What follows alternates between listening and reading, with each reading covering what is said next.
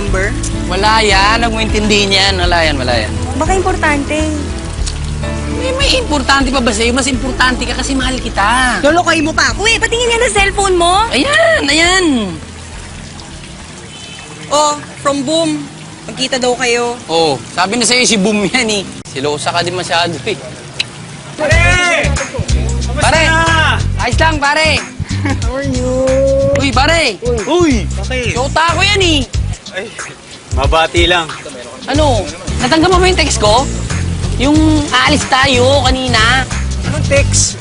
Text? Yung Anong magkita text? tayo kanina.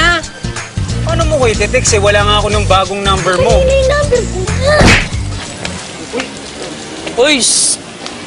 Pre, ano nangyari dun? Anong nangyari? Ka pala eh. Bakit? Kaya nga kita kinidatang kanina, hindi ka pa makatunog. Nagbatukan tuloy ako eh. Makatunog lang ano? Gumanon ako sa'yo ah. Ano ba nangyari sa inyo?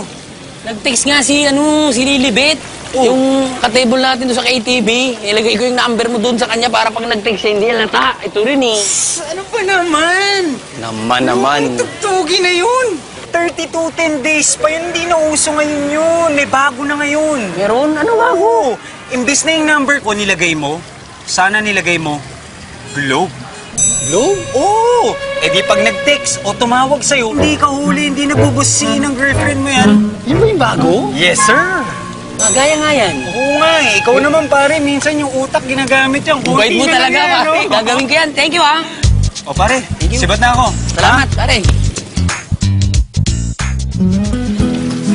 Dito. Kasi nga. Bagay ba? Alin? Bagay sa'yo. Aba, ganda-ganda mo nga eh. Oo, may nag-text na naman sa'yo. Sino yan? Patingin nga ng cellphone mo. Ayan. O, Globe. Nag-text sa'yo yung Globe. Eh, nag-text nga yung Globe. Diba? Hey, Tay, bakit? Loko, smart ka eh!